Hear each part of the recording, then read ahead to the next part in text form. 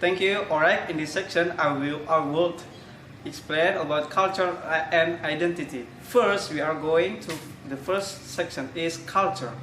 According to Clifford, culture is an historically transmitted pattern of meanings embodied in symbols, a system of inherited conception expressed in symbolic form by means of which men communicate, perpetuate, develop their knowledge about and their attitudes towards life. So means culture is a meaning that embodied in a symbol that as a inherited system in a society. Next is relationship between language and culture.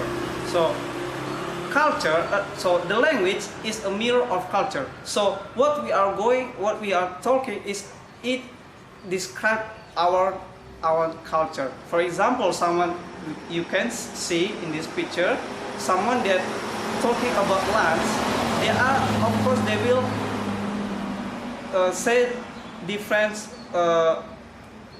topic of the food. For example, the man from China say sushi, or the man from US say bakery. So different. So and then about identity.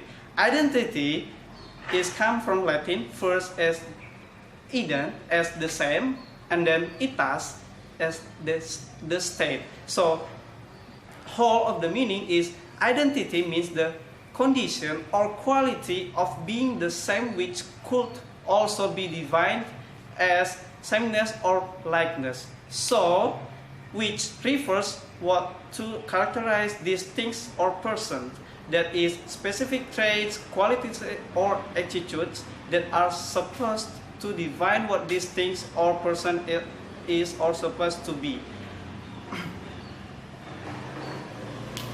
For example, someone, you can see here, I am American. What's the problem? Yes, so a person or an organization through one of its representatives wants to project a specific image of what he or it is. And this is where the detailed study of discourse and interaction can become very interesting. Next, we can see here about identity. Here, some conversation between different friends. Okay, now we are going to talk about unfolding organizational identities from this course, which we are going to examine deeply about the identity. In this case, a speech act theory appears well equipped to deal with identity. This perspective indeed highlights the transformative dimension of language. That is the fact that in speaking, writing, and more generally communicating. Okay, now let's have a look to the more intense example about the reason why the speech act theory well equipped to deal with identity. So in the conversation, so we will see the first the telling Phil twice to pay attention to what she is about to say. Please look at the line 2. And then criticizing or reprimanding Phil that we don't like the pattern you are setting here. You have been late getting back in the line 2 until 3, and this is a bad pattern you have going here in the line 12, and but you have started to cause a problems in the line 20. And next, warning or threatening Phil. You are going to get yourself in trouble, line 3. When you work, you do a good job.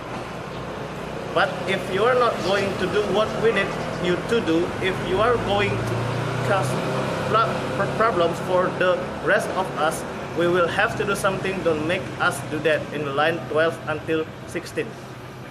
Reminding Phil who he is. You are a member of our team in the line 5.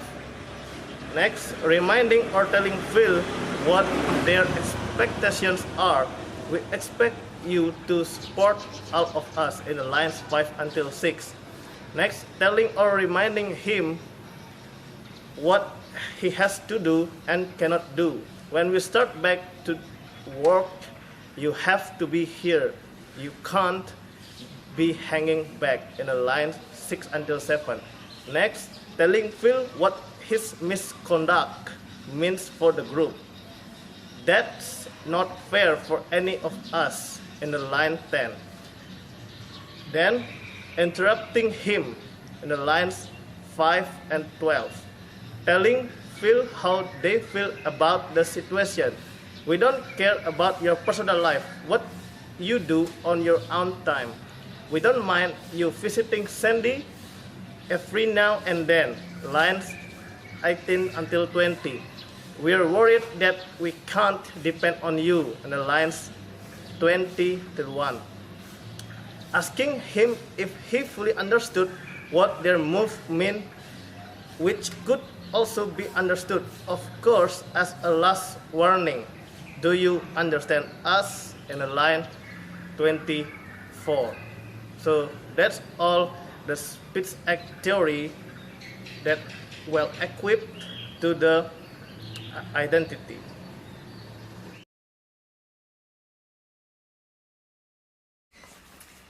So I would like to present you chapter 3. The title is Unfolding Organizational Cultures from Discourse. So first, we have to know what is the meaning of culture. So culture, based on Clifford Geertz, is an historically transmitted pattern of meanings embodied in symbols, a system of inherited conception expressed in symbolic forms. Solidarity and equity are key cultural traits for self-management teams.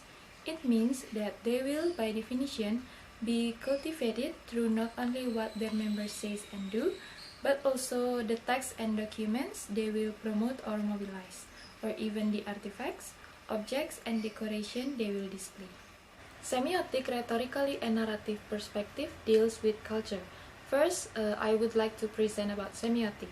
As semiotic reminds us, all these things, text and conversation, will say and convey something about what is cultivated in a given group, team, or organization. In the case of the self-managing team, we saw that something like solidarity or equity could qualify as a specific value because speaking repeatedly on its behalf means that you are attached to or preoccupied with it. And the second one is rhetorically. Rhetorically speaking, we could also notice the activity of identification, which is taking place in this interaction, a key notion that has clear links with the question of culture, identity, and, as we will see, ideology. As Kenneth Burke, 1969, the famous rhetorician, noticed in his Rhetoric of Motive, identification constitutes a key aspect of our lives, since it is the means by which we can, of course, identify who or what we are, but also persuade or convince others about something because we have the same traits, interests, values, and therefore identity.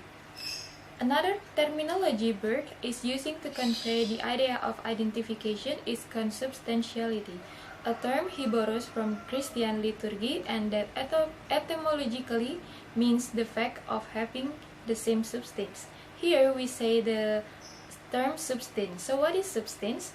The term substance thus has to be understood as what stands under something else.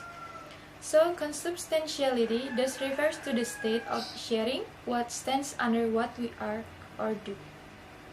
Although the notion of substance and consubstantiality might sound quite old-fashioned or even worse, too metaphysical, Burke reminds us that substance in the old philosophies was an act, and a way of life is an acting together. And in acting together, men have common sensations, concepts, images, ideas, attitudes that make them consubstantial. And the last is narrative perspective. Narrativity is indeed the basic way we make sense of the world around us, which implies that any way we interpret a given situation contains a narrative component.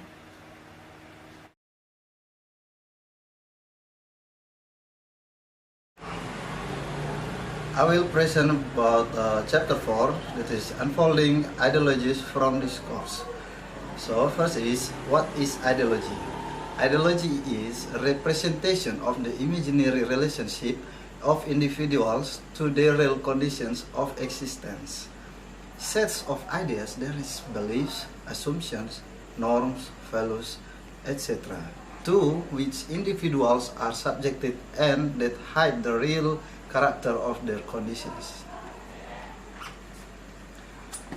Ideas implies, among other things, that ideologies as such do not contain the ideological practices or societal structures. Ideas also implies a theory of ideology needs a cognitive component that is able to properly account for the notions of belief and belief systems. Discourse relates to identity, which ultimately describes the ideology of a group. Therefore, it is possible to see discourse as a fourth space. Verklo sees discourse more as a social practice. With his view, it shows that discourse is a form of representation when looking at reality, or discourse is a form of action. Van Dijk, the purpose of the critical discourse analysis is to see discursive shows that there is an abuse of power committed by the dominant group or by state institutions. Thank you. Culture and identity have a relationship, characteristics of a person or group through the communicating and direction means identifying a culture.